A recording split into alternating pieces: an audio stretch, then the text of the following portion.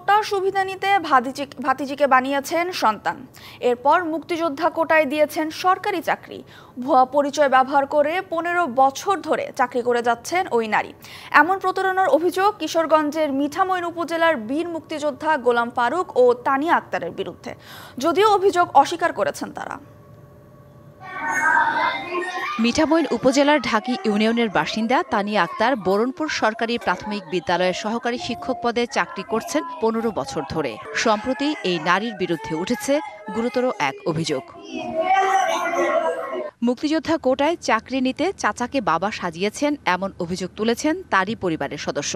মোহাম্মদ গোলাম ফারুক ছোট ভাইয়ের সন্তানকে মুক্তিযোদ্ধার সনদ দিয়া আইডি কার্ড বানায়া তাকে সরকারি প্রাথমিক বিদ্যালয়ের সহকারী শিক্ষক হিসাবে চাকরি দিয়েছে। সে একটি মামলাতে আর্জিতে জবানবন্দিতে প্রকাশ করে যে তানিয়া আক্তার তার পালিত মেয়ে।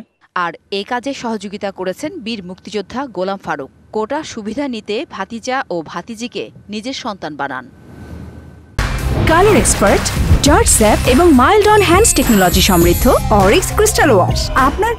তবে অভিযোগ অস্বীকার করেছেন তানিয়া আক্তার। না, এটা পারিবারিক ভাবে একটা ঝামেলা আছে, এই কারণে অনেক সূত্রতামি করতেছে আর কি। বিষয়ে আমার বাবার সাথে কথা বলি। তানিয়া আক্তার অভিযোগ স্বীকার না করলেও গোলাম ফারুকের পরিবারের সদস্যদের ওয়ারিশান সনদপত্রে মিলল ভিন্ন তথ্য। সেখানে কোথাও তানিয়া আক্তারের নাম নেই। শুরুতে তানিয়াকে নিজের মেয়ে বললেও পরে পালিত মেয়ে বলে জানান গোলাম ফারুক। একটি মামলায় আদালতেও একই সাক্ষ্য দেন তিনি। তানিয়া আমার মেয়ে, উরুজার সন্তান, এর ভিতরে বলার আছে কোনো কিছু? ভাইরাস ছড়াইতে খুব ছড়াক। আমি যেটুকু বলছি আপনার এটুকু জানা উচিত।